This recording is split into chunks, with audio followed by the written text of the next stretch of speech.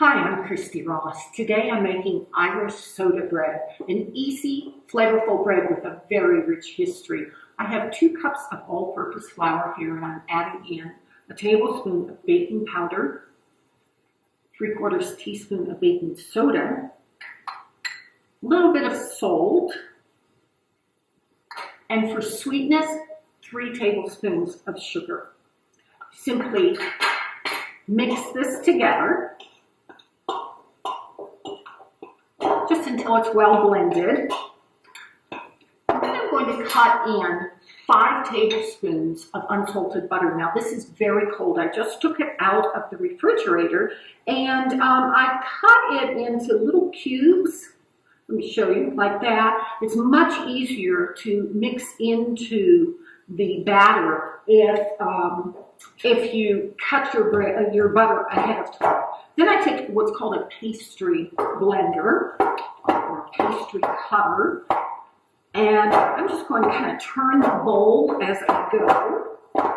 Now I mentioned that this has a rich history, and that's because in Ireland, in days gone by, when Ireland was a very poor country, particularly out in the countryside, the people had, they had flour, they had cows, which meant they had milk, and they had butter.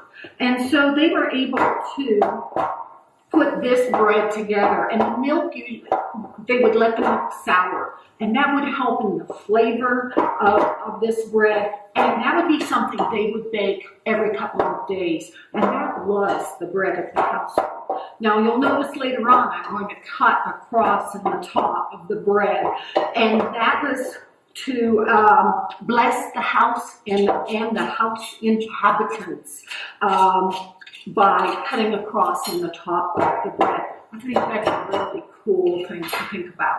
Now I've got the butter cut in. I'm going to add in about 2/3 of a cup of raisins. This would not have been in the recipe in years gone by, but we're doing kind of a newer version that has a little more flavor and certainly is much more exciting to our modern day palates. Then I add in 3/4 cup of cold buttermilk. And I hate to waste anything, so I always clean out my containers. Now, I live much of the time at high altitude. I'm in the Rocky Mountains, and we are way up high at 9,300 feet altitude. Because of that, I always have to add an extra tablespoon of buttermilk, because otherwise this bread dough is just a little too dry.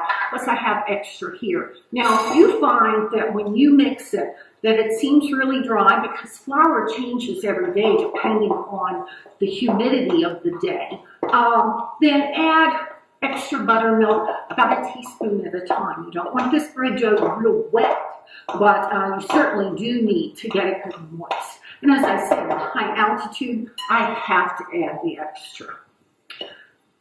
So at this point, this bread dough is ready. And I'm going to just sprinkle a little flour on my counter. You don't need a lot, just a little bit. And just dump this out. And any part that's not quite blended in, just put it on top. That'll be fine. And then I'm just going to bring it together and knead this just ever so slightly, no more than a minute. And we may not even need that much. There. Oh, it came together really, really well. This smells fabulous. You can really smell the fresh butter in here. It's just, this is going to be really scrumptious. And boy, when it bakes in the oven, you can tell when it's almost done. So I shape it into a disc and just use my fingers to pat it out, just like that. And put it into a greased cake pan right there in the center. And then, remember I talked about the cross, so here we go. So I cut the cross in the top of the bread, not all the way through, just maybe about 1/4 inch down.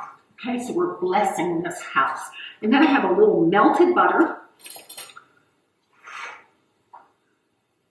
and I just sprinkle, or excuse me, brush this over the top of the bread real lightly. Maybe you won't even need a tablespoon of butter melted. Okay. And then on top of that, I just sprinkle a little sparkling sugar. Now, if you don't have sparkling sugar, though you can find it in a lot of supermarkets now, just use granulated sugar.